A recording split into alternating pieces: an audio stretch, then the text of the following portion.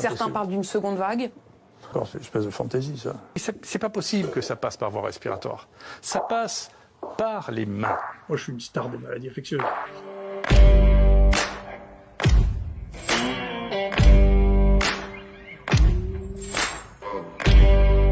Il y a 3 Chinois qui meurent et ça fait une alerte mondiale, l'OMS s'en mêle, ça passe à la radio, à la télévision. Tout ça est fou.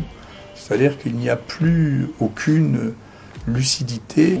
Paradoxalement, la chose la plus intelligente qui a été dite, c'est par Trump, qui a dit, écoutez, au printemps, ça va disparaître, parce que c'est vrai que la plupart des infections virales saisonnières s'arrêtent au printemps.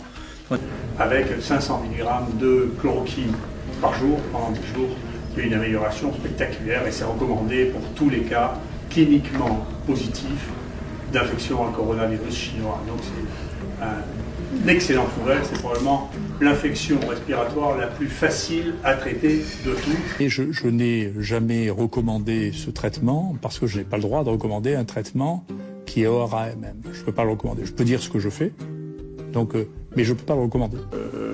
Encore une fois, moi je ne prédis pas l'avenir. Si les choses continuent comme ça, on a bien l'impression que ce qui était une des possibilités de cette maladie, c'est-à-dire une maladie saisonnière, est en train de se réaliser et que il est possible que d'ici un mois, il n'y ait plus de cas du tout. Certains parlent d'une seconde vague. Non, mais je ne sais pas d'où ça sortit, c'est encore une espèce de fantaisie, ça.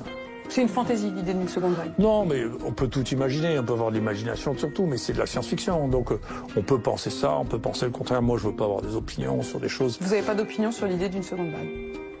J'ai l'opinion que si vous voulez des infections respiratoires dans lesquelles il y a des secondes vagues, il n'y en a pas. Donc je ne vois pas pourquoi il y en aurait pour celle-là, quoi. Non, les gens font un peu un fantasme sur la grippe espagnole. Cet épisode-là est en train de se résoudre.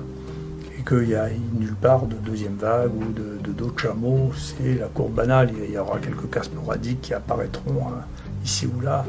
Éventuellement, s'il y a quelqu'un qui est super contagieux, il y aura quelques cas autour de lui, mais tout ça ne traduit plus une dynamique épidémique. Voilà. L'épidémie est en train de se terminer. Vous allez comprendre qu'en réalité, c'est pas possible que ça passe par voie respiratoire.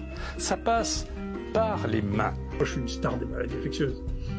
J'ai tout lu, j'ai un cursus qui fait rêver à peu près n'importe qui. J'étais le plus jeune président de l'Université de France, le plus jeune président médecin, le plus jeune de tous les professeurs, la classe exceptionnelle, le professeur le plus ancien dans le grade le plus élevé de tout ce pays en médecine.